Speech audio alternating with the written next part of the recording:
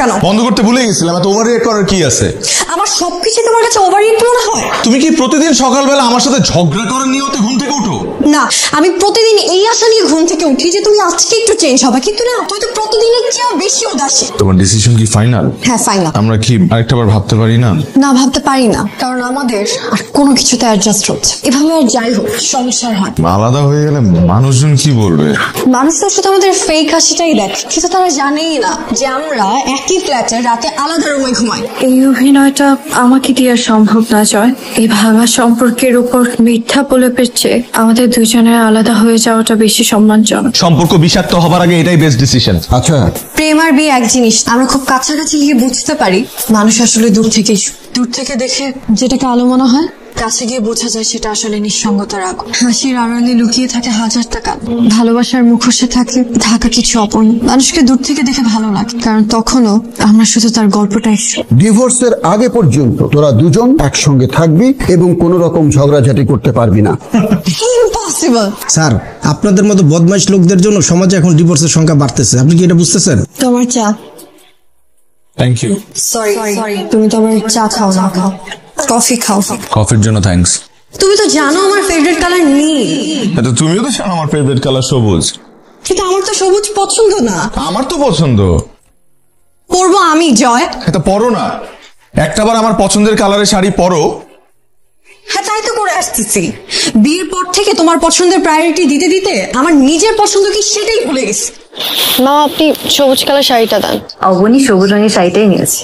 তাই দেখতেছেন, এগুলো সব আই ওয়াশ, অ্যাক্টিং। তোরা ডিভোর্স করতেছিস? হ্যাঁ মা, আমি তো বাবাকে বলতে পারবো না। তুমি একটু বাবাকে বুঝিয়ে বলো। তোরা তো দেখছি বিয়েটাকে রীতিমতো ছেলে খেলা বানিয়ে ফেলছিস।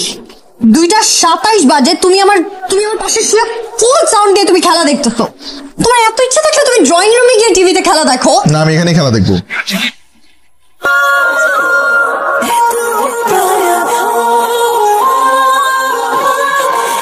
ওরা হইতেছে অপাত্র অপাত্রী। মানে একটা কাজও ঠিক মতো করতে পারো না, তাড়াতাড়ি শেষ করো। এই, এক টাকা তো ঠিক মতো কাজ শেষ করতে পারো না, তাড়াতাড়ি কাজ করে যাও। আমার তো বিশ্বাসই হচ্ছে না যে তোমরা ডিভোর্স করতে এসেছো। আমাদের দুজনকে একসঙ্গে দেখে তো ভীষণ ভালো লাগে। ওয়েডিং প্ল্যানারটা সেই ফার্স্ট ডে থেকে চোখে লেগে আছে, খালি মামার জন্য কিছু বলতে পারি নাই রে। আপনি কি সিঙ্গেল নাকি কাপল? এই, আমারে দেখে কি মনে হইতেছে? সরি ম্যাডাম, আপনাদের এইটা। এই, ভূতা দিয়ে চোখ ফুটা করে ফেলাবো। চোখের কোনো আক্কেল নাই? সে আমার ভাগ্নি। সরি ম্যাডাম, এইটা আপনার। এদিকে একটা জিনিস আমার মাথায় কোনোভাবে কাজ করে। এই যে চুল পাকিয়ে গেছে, চুল পড়ে গেছে, খালি পয়সার অভাবে বিয়ে করতে হয়। আর এরা টাকা পয়সা খরচ করে আনন্দ ফুর্তি করে ডিভোর্সের অনুষ্ঠান কাল চলে আসছে। তোরা যে গরিব এটা আবার প্রমাণ করলি। গরিব মানুষের চিন্তা ভাবনা তো গরিবই হইব, আর ধনী মানুষের চিন্তা ভাবনা হইব আবলিশান। তোর ভাবে কি ওয়েডিং সেরেমনি করছে? আমার আব্বা খালি বিয়ে করছে। ফিজিক্স বলে ধনী মানুষরা হাসি আনন্দ উল্লাসের মাধ্যমে ওয়েডিং সেরেমনি, আবার হাসি আনন্দ উল্লাসের মাধ্যমে ডিভোর্স সেরেমনি। আর তোদের মতো যারা গরিব তারা কিছু টাকা ধার দেনা করে বিয়েটা করবে আর কান্দা টিকাটি করে তালাই। ও, তাহলে সমস্যাটা মনে হয় ফিজিক্সের। আরে বাহ, দুনিয়া নাম শুনে দেখি সাথে সাথে উঠে গেছো। তুই শুধু শুধু আমাকে সন্দেহ করো কেন? সন্দেহ না, এমনি আসা। হায় রে মেয়ে মানুষ, তোমার এই শাড়ি পরা দেখে আমি তোমার প্রেমে পড়ছিলাম। হইছে, এখন একটু হেল্প করো। এসব ঢং আমাকে দিয়ে হবে না। তুমি জানো প্রত্যেকটা বাঙালি মেয়ের ছোট্ট একটা স্বপ্ন থাকে, সেটা যখন তারা শাড়ি পরে তখন যেন তার স্বামী এসে এক টুকরো সময় তার যত্ন করে শাড়ির কুচিগুলো গুছিয়ে দেয় নিজের হাত। সেই স্পর্শে মেয়েরা বুঝে যায় সে মানুষটা তার কতটা ভালোবাসে।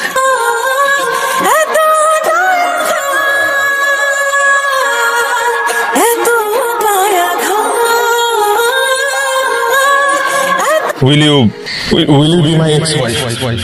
একটা মেয়ের হাত ধরা অনেক সহজ, কিন্তু সেই হাতটা ধরে রাখা অনেক কঠিন। তোমাকে সুন্দর লাগছিল আজকে শাড়িতে। সবার জীবনে সংসার হয় না, আমার জীবনে হয় নাই। ডিভোর্স ঠেকানোর বহু চেষ্টা করছি, তারে আটকাইতে পারি নাই। এখন একলা জীবন কাটাই, একলা জীবন।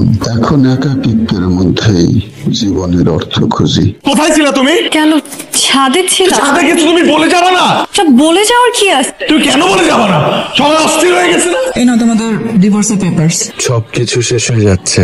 আমার কোন ভুলের কারণে আমি তোমাকে হারায় ফেলতেছি? মাঝে মাঝে মনে হয় ভালোবাসাটা এখনো শেষ হয়নি, শুধু বদলে গেছে রূপ আর ভাষা। আমরা আজকে আলাদা হয়ে যাব, কিন্তু আমাদের সুন্দর স্মৃতিগুলো থেকে যাবে আজীবন। ডিভোর্স মানেই সবকিছু শেষ, তাই না? দুইজনের দুইটা সাইন, দুইটা মানুষের একই ছাদের নিচে থাকা, একসাথে খাওয়া, একসাথে এত এত সবকিছুই শেষ। সম্পর্কটা শেষ হয়ে যাচ্ছে, কিন্তু আমাদের সম্মান আর বন্ধুত্বটা যেন সারা জীবন থেকে যায়। তোর ভালো চাই বলেই আজকের এই সিদ্ধান্ত, কখনোই তোমার ক্ষতি করবো না। এই সম্মানটা যেন কখনো না হারায়। তো করে কি আমি ফিজিক্সের ওই সূত্রটা শিখাই দিই নাই? যে ধনী লোকেরা আনন্দ ফুর্তির মাধ্যমে ওয়েডিং অ্যানিভার্সারি করে, আবার এই ধনী মানুষরাই আনন্দ ফুর্তির মাধ্যমে কি করে? Divorce ceremony. আর তোরা যারা গরিব, তোরা ধার দেনা ঘুরা বিয়া করস আর কাইন্দা কেটে তালাক দিস।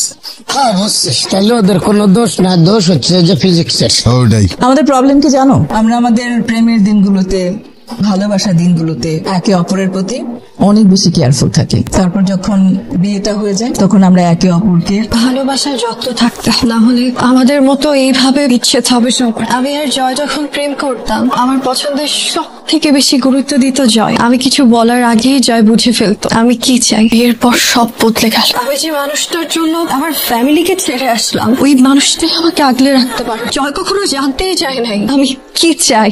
আমার পছন্দ অপছন্দ তো দূরের কথা, মাঝে মধ্যে ওর ব্যবহারে মনে হতো ওর জীবনে আমি ম্যাটারই করি। ভালোবাসা মানে একে অপরকে বোঝা, সম্মান করা। যেখানে ত্যাগ নেই সেখানে ভালোবাসা বাঁচে। সাইন করো। তুমি সাইন করো। আমাকে নিয়ে তো তোমার অনেক কমপ্লেন, তুমি সাইন করো। তোমার তো আমাকে নিয়ে আরো বেশি কমপ্লেন, তুমি সাইন করো। আমি আগে সাইন করতে পারবো না। আমি সাইন করতে পারো। প্লিজ অবনী, শেষে এমন কোনো ঝামেলা করো না যাতে আমাদের ডিভোর্সটা নষ্ট হয়ে যায়। আমি থাকো, কোথাও যাবো না, আই প্রমিস। আমি তো তোমাকে ছাড়া থাকতে পারবো না। আমি তোমাকে ছাড়া বাঁচতে পারবো।